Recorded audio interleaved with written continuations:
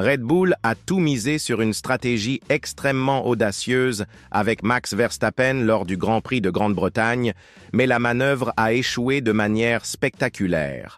Maintenant, Christian Horner révèle précisément comment ce choix drastique a transformé ce qui aurait pu être une victoire possible en un véritable désastre qui a coûté des points fondamentaux dans la lutte pour le titre. Cela pourrait-il être le moment décisif qui pourrait déterminer la direction de cette saison? Découvrons comment une stratégie du tout ou rien s'est transformée en l'un des plus grands échecs tactiques de Red Bull en 2025. Pour comprendre l'ampleur de ce problème, il est nécessaire de retourner à Silverstone et d'observer exactement ce qui s'est passé dans les coulisses. Pendant les séances d'entraînement du vendredi, Max Verstappen faisait face à des difficultés évidentes pour trouver le réglage parfait de sa voiture. Red Bull ne parvenait pas à extraire la performance maximale attendue, une situation qui a activé une alerte critique au sein de l'équipe. À ce moment, Christian Horner et ses spécialistes techniques ont pris une décision qui allait complètement changer le cours du week-end. Ils ont opté pour quelque chose d'extrême, quelque chose de typique des circuits comme Monza, célèbres pour leurs longues lignes droites et leur demande de vitesse terminale. Red Bull a drastiquement réduit l'angle de l'aileron arrière sur la voiture de Verstappen, convertissant la configuration en un réglage d'appui aérodynamique extrêmement faible, comme s'il courait en Italie.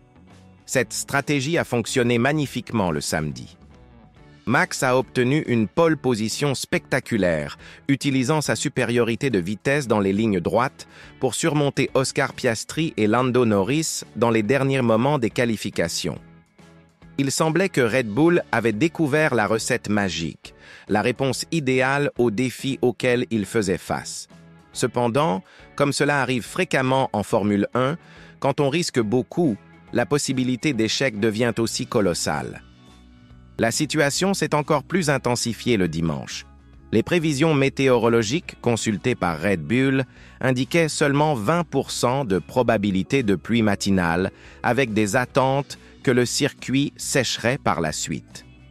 Basés sur cette information, ils ont maintenu la configuration de faible appui aérodynamique, pariant qu'ils pourraient préserver leur avantage de vitesse jusqu'à ce que les conditions s'améliorent.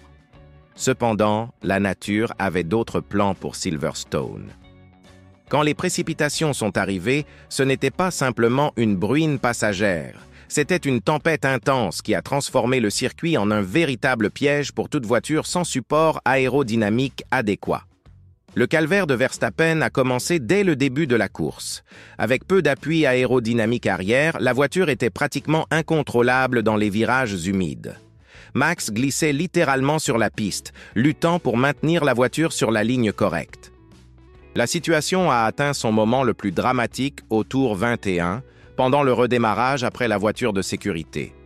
Verstappen, qui occupait la deuxième position et nourrissait encore des espoirs d'une victoire possible, a complètement perdu le contrôle du véhicule et a tourné, chutant de la deuxième à la 10e position en quelques secondes. C'était un instant qui a défini non seulement la course, mais possiblement le sort de tout le championnat. À partir de ce moment, Max a initié une récupération épique. Alors que la piste séchait dans les derniers tours, il a réussi à mieux utiliser sa configuration de faible appui aérodynamique et à gagner des positions, terminant en 5e place. Mais les dégâts étaient déjà consolidés. Pendant qu'Oscar Piastri célébrait une victoire dominante, Verstappen voyait son avance au championnat fondre comme neige au soleil. Il se trouve maintenant 69 points derrière l'Australien, une différence équivalente à presque 3 courses complètes en considérant les 25 points d'une victoire. Christian Horner n'a pas caché sa frustration en expliquant précisément ce qui s'est passé dans les coulisses de cette décision. Selon le dirigeant de Red Bull, ils ont littéralement transformé la voiture en une configuration de Monza, enlevant l'appui aérodynamique pour maximiser la vitesse dans les lignes droites. La stratégie semblait idéale, théoriquement, et a fonctionné brillamment en qualification, mais s'est convertie en un piège mortel quand les conditions ont changé. Horner a admis qu'aucune prévision météorologique qu'ils ont consultée ne montrait que la pluie serait si sévère et persistante. L'aspect le plus éclairant de l'analyse de Horner fut quand il a reconnu qu'Oscar Piastri possédait un avantage de rythme évident depuis le début de la course. Même avant que la pluie n'apparaisse, il était déjà clair que McLaren opérait à un autre niveau, courant à une vitesse que Red Bull ne pouvait simplement pas égaler. L'équipe essayait seulement de résister jusqu'à ce que la pluie arrive, espérant que les conditions adverses pourraient mélanger les positions et donner une chance à Verstappen.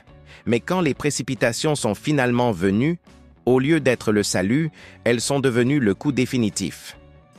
La situation devient encore plus critique quand nous analysons ce que cela représente pour le reste de la saison.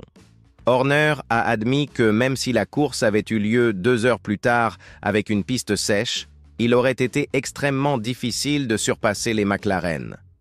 Cela révèle une réalité préoccupante pour les admirateurs de Red Bull. L'équipe ne fait pas seulement face à des problèmes stratégiques isolés, mais plutôt à un déficit de performance réelle par rapport à la concurrence. McLaren n'était pas simplement plus rapide à Silverstone par coïncidence.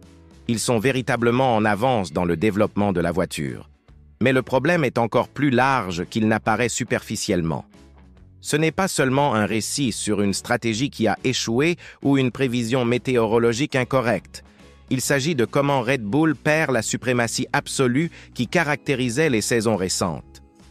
Max Verstappen, habitué à gagner des courses facilement et à contrôler des championnats depuis le début, se trouve maintenant dans une situation complètement inédite, poursuivant au lieu de menant, réagissant au lieu de dicter le rythme. La pression psychologique de cette situation ne peut pas être sous-estimée. Verstappen a toujours été reconnu pour sa sérénité et sa capacité à performer sous pression. Mais maintenant, il doit découvrir des moyens de récupérer presque 70 points dans un championnat où la différence entre les équipes devient de plus en plus réduite. Chaque erreur, chaque décision stratégique erronée, chaque problème mécanique a maintenant des conséquences amplifiées. Il n'y a plus d'espace pour des expériences risquées comme ce que nous avons vu à Silverstone. La question qui demeure est de savoir si Red Bull apprendra de cette erreur ou continuera à parier sur des stratégies risquées dans des tentatives désespérées de récupérer l'avance. Christian Horner a déjà signalé que l'équipe aurait dû terminer sur le podium à Silverstone, reconnaissant que même avec les problèmes de rythme, une stratégie plus prudente aurait garanti un résultat beaucoup supérieur. Cela suggère qu'il est peut-être temps pour Red Bull de repenser leur approche et de se concentrer sur la consistance au lieu des paris à haut risque. Le championnat est encore loin de sa conclusion, mais des épisodes comme celui-ci démontrent comment des décisions prises en fractions de secondes peuvent définir le destin de saisons entières. Red Bull a misé tous ses jetons sur une stratégie radicale, a ignoré les risques inhérents et a payé le prix le plus élevé possible. Il reste maintenant à découvrir si Max Verstappen possède la capacité mentale et si Red Bull a la compétence technique pour renverser cette situation et reconquérir la direction qui semblait si solide au début de la saison. La question qui ne disparaît pas est: était-ce seulement une décision ponctuelle incorrecte ou le début d'une série d'erreurs qui pourrait coûter à Max Verstappen le 4e championnat du monde? Que pensez-vous de cette stratégie de Red Bull? Était-ce seulement de la malchance avec la météo ou une décision irresponsable qui aurait pu être évitée? Laissez votre opinion dans les commentaires et n'oubliez pas de vous abonner à la chaîne pour ne manquer aucune analyse des coulisses de la Formule 1. Cliquez sur la vidéo qui apparaît sur votre écran, car là j'explique comment McLaren domine la saison et quels sont les secrets derrière ce retournement historique dans le championnat du monde.